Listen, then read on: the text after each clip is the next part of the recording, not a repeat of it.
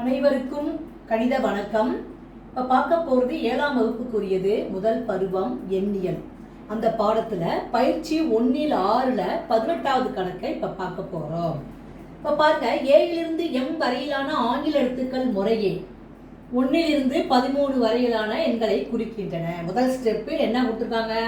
ஏயிலிருந்து M வரைக்கும் 1 2 3 வரிசைப்படுத்தி M வரைக்கும் 13ஆம் நம்பரு கொடுக்கப்பட்டிருக்கு. அடுத்து என்ன என்பது 0வை குறிக்கிறதுன்னு சொல்லிட்டாங்க. அடுத்து என்ன கொடுத்துருக்காங்க பாருங்க, ஓயிலிருந்து இசட் வரையான ஆங்கில எழுத்துக்கள் முறையே ஓவோட ஆரம்பிக்கிறது என்னது? -1 குறைமுழுல ஆரம்பிக்குது.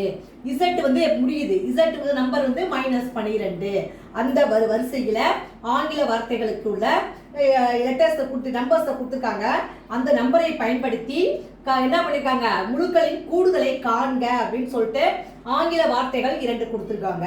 அதுல உதாரணமாக மேத் அப்படிங்கிறதோட கூட்டல் பலரை நமக்கு காமிச்சிருக்காங்க. மேத் எம்முக்கு என்ன நம்பர் வருது பாருங்க, 13. அதான் போட்டிருக்காங்க. ஏக்கு என்ன வருது? 1. அடுத்து டீக்கு என்ன வருது பாருங்க, -6. அடுத்து ஹெச்சுக்கு வந்து என்ன வருது? ஹெச்சுக்கு பார்த்தீங்கன்னா 8ன்னு வருது. அதுதான் இங்கே போட்டிருக்காங்க. போட்டு என்ன செஞ்சுருக்காங்க? முழுக்களின் கூடுதல் நமக்கு தெரியும். மிகை முழு குறை முழுலாம் எப்படி கூட்டணுங்கிற விதிகளை படிச்சிருக்கிறோம். ப்ளஸ் எல்லாம் கூட்டி மைனஸ் தனியாக கூட்டி ப்ளஸ்லேருந்து மைனஸை கழிச்சு நம்ம போடுவோம். இப்போ பார்த்தீங்கன்னா இந்த 13 1 8 இது 3 மிகை முழு. இது எல்லாத்தையும் கூட்டி கூட்டியிருக்காங்க 22. 22ல் அப்புறம் 6 கழிச்சோம்னா 16 அப்படிங்கிறத ஒரு எடுத்துக்காட்டு கணக்கு அவங்க கொடுத்துருக்காங்க. அதை அடிப்படையாக வைத்துக்கொண்டு யுவர் நேம் சக்சஸ் அப்படிங்கிற 2 கொஸ்டினுக்கு நம்ம வந்து இந்த ஆங்கில எழுத்துக்கள்ல உள்ள எண்களை பயன்படுத்தி விடையை கண்டுபிடிக்க போறோம். முதல்ல கொடுக்கப்பட்டது வந்து யுவர் நேம். முதல் கணக்கு என்ன கொடுத்துருக்காங்க? யுவர் நேம் அப்படின்னு ஆங்கில எழுத்துக்களை கொடுத்து இதுக்குள்ள எண்கள் கூடுதலை கண்டுபிடிச்சு போட சொல்லியிருக்காங்க. இப்போ ஒய்க்கு என்ன நம்பர் இருக்கு நம்ம பார்க்க போறோம். ஒய்க்கு வந்து -11. அதை ஃபர்ஸ்ட் எழுதிக்கிறோம். -11 பிளஸ் கூடுதல் தானே, அதை பிளஸ் போட்டுக்கிறோம். ஓவுக்கு என்ன போட்டிருக்காங்க? -1 அதை போட்டுக்கிறோம். அடுத்து யூக்கு என்ன வருது? -7. அடுத்து ஆறுக்கு என்ன கொடுத்துருக்காங்கன்னு பாருங்க, -4. எல்லாமே குறை முழுவா வருது. இதை போட்டுட்டோமா? அடுத்து பிளஸ் எண்ணுக்கு என்ன வந்திருக்கு? 0 பிளஸ் ஏக்கு என்ன? 1 பிளஸ் எம்முக்கு என்ன கொடுத்துருக்காங்க? 13 பிளஸ் ஈக்கு என்ன லெட்டர்? 5. இந்த மாதிரி நம்ம என்ன பண்ணிட்டோம்? இந்த லெட்டருக்குரிய எண்களை எழுதிட்டோம். இப்போ கூட்டி போட போறோம். இப்போ பாருங்க, மைனஸ் எல்லாம் ஃபர்ஸ்ட் தனியாக கூட்டுறோம், பிளஸ் எல்லாம் கூட்டுறோம், அப்புறம் வேறுபட்ட குறியீடு வந்தால் கழிக்க வேண்டும். -11 1 7 மைனஸ் எல்லாமே மைனஸ்ல இருக்கு. இப்போ கூட்டம்னா என்ன வரும் பாருங்க, -11 12 19 23 -23 போட்டுட்டோமா? 12 13 23 போட்டுட்டோம். அடுத்து பாருங்க, இந்த பிளஸ் எல்லாம் கூட்டுறோம். 1 13 1 14 14 5 19 பிளஸ் 19.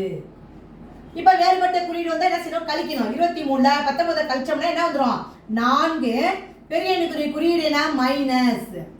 அப்ப இந்த கணக்குக்குரிய விடை வந்து யுவர் நேம் அப்படிங்கிறதுக்கு உள்ள ஆன்சர் என்ன கிடைச்சிருக்கு நமக்கு? -4. யுவர் நேம் அப்படிங்கிற கணக்குக்கு உள்ள விடை வந்து கூடுதல் வந்து என்ன கிடைச்சிருக்கு நமக்கு? -4. அடுத்து பார்க்க போறோம். சக்சஸ்னு கொடுத்துருக்காங்க. 2வது கணக்கு என்ன கொடுத்துருக்காங்க? சக்சஸ் அப்படின்னு ஒரு லெட்டரை கொடுத்து அதுக்குள்ள கூடுதலை கண்டுபிடிக்க சொல்லியிருக்காங்க. சக்சஸ்ங்கிற வார்த்தைக்கு இப்போ எஸ்ஸுக்கு என்ன வருதுன்னு பாருங்க. இப்போ எஸ் அப்படின்னா -5 பிளஸ் யூக்கு என்ன வருது? -7 பிளஸ் சிக்கு என்ன கொடுத்துருக்காங்க? 3 பிளஸ் 3 பிளஸ் ஈக்கு என்ன லெட்டரு? 5 பிளஸ் எஸ்ஸுக்கு என்ன லெட்டர் வருது? எண்கள் என்ன வருது? -5 திரும்பவும் இன்னொரு எஸ், அப்ப -5. இப்ப குறை முழு தனியா கூட்டுறோம், மிகை முழா கூட்டுறோம், அப்புறம் கழிச்சு போட போறோம். இப்ப பாருங்க, -5 இருக்கா? இங்க 5 7 12 12 10 22 -22 குறை முழுவ கூட்டிட்டோம். அதே மாதிரி மிகை முழுவ கூட்ட போறோம். 3 3 6 6 5 11 பிளஸ் 11. இப்ப இதுல வேறுபட்ட குறியீடு கழிக்கிறோம். 22ல 11 கழிச்சா 11. பெரிய என்னது? மைனஸ். அப்ப -11. அப்ப சக்சஸ் அப்படிங்கிற கொடுக்கப்பட்ட வார்த்தைக்கு உள்ள விடை வந்து என்ன கண்டுபிடிச்சிருக்கோம்? -11.